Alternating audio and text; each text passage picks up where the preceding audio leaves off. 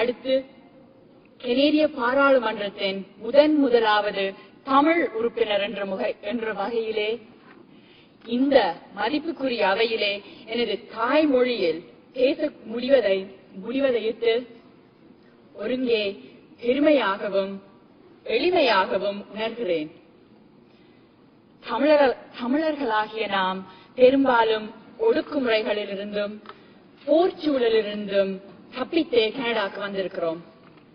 Canada எங்களை இரு கரம் கொண்டு அரவணைத்தது.